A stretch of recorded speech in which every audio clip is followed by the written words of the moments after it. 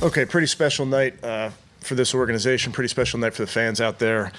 They were ready to roll from the jump. They were huge tonight, huge all season long. So appreciate that. They're going to the playoffs. Unbelievable!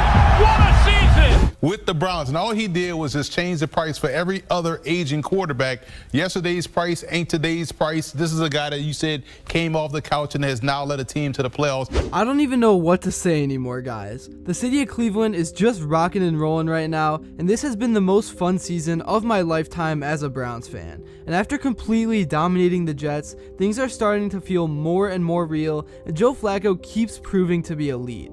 It's just ridiculous what he's doing, and he has helped David Njoku turn into Tony Gonzalez. In this video, I'm going to be talking all about the playoff clinching win over the Jets and why I think this team solidified themselves as a true Super Bowl contender. But before I begin, I would really appreciate it if you would drop a like and subscribe. It only takes 5 seconds, plus you can always change your mind. I'm on the road to 20k subscribers, and we are just growing super fast right now. Alright, so wow. There's just something special about this team this season, and it feels like they are destined to go on a big run. While this defensively wasn't the best game of the season, they made up for it on special teams and with a pick 6, and they still played well overall. And like I said, Joe Flacco has just been money, and he was spraying the ball all over the field. To get into a quick recap of the game, the Browns started things off driving right down the field after some dimes by Joe and great plays by Njoku, and Jerome Ford was able to punch it into the end zone to start things off 7-0. The Jets then responded to that with a big drive of their own, and Breece Hall scored a touchdown to tie things up at 7. This was a big response, but after this, the Browns drove down the field again, and after a great one-handed play by Njoku, Kareem Hunt was able to score on a run up the middle, and he was able to show off some push-ups as well, and after a missed PAT, the score was 13-7.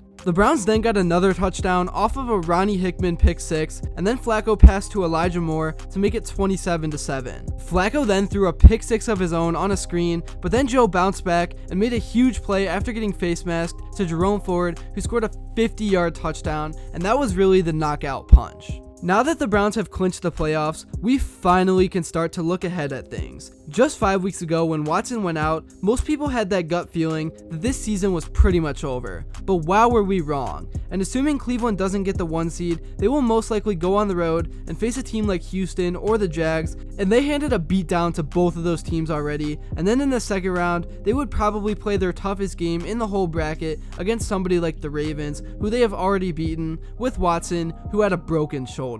It's kind of weird how Cleveland has completely flipped the script on the season in just the nick of time. They all of a sudden have become a high-scoring passing offense, and before they were definitely more of an old-school ground-and-pound type of team. And in the playoffs, they definitely need to incorporate that style, because if they get started early and build a big lead, running is how you shrink the game and seal the deal.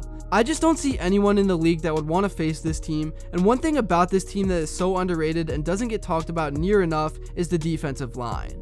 Obviously, Myles Garrett gets a lot of attention, but the interior D-line literally made this season, because we all remember how running backs shredded runs up the middle so much last season.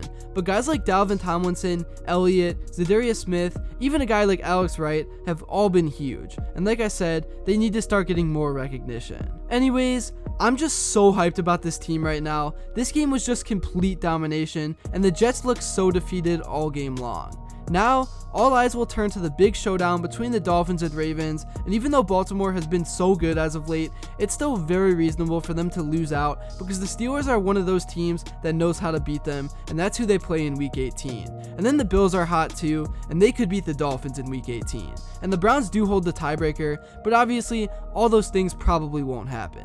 Alright, now moving on, before I finish off this video, I want to talk about some of the skilled position players, and obviously David Njoku is one of the guys that has broken onto the scene.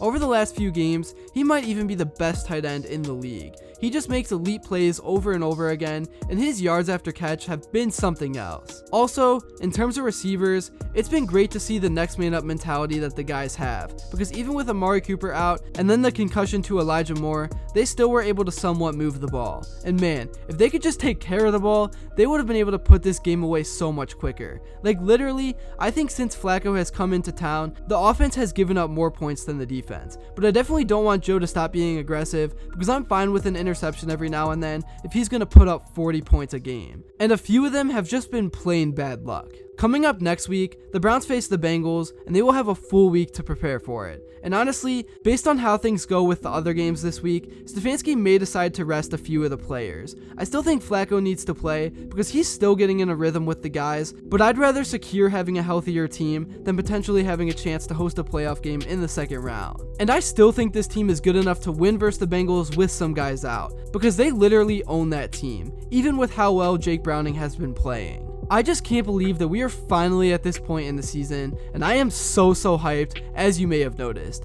I currently live in Cleveland for school, and I honestly wish I was there right now to see how this city reacted to clinching, because the last time they made it with Baker, the stadium was less than half full due to the pandemic. Also, one last thing, I really hope Dustin Hopkins can come back for the postseason because he is going to be needed. And it sucks that he got hurt when he did because he was literally about to set the Browns' all-time scoring record. Alright, I probably need to stop yapping now. Thank you all so much if you made it to this point in the video, and if you enjoyed and have not yet, make sure to drop a like and subscribe, because your support truly does mean everything. And also, let me know what you would like to see next, and until then, I will see you all later.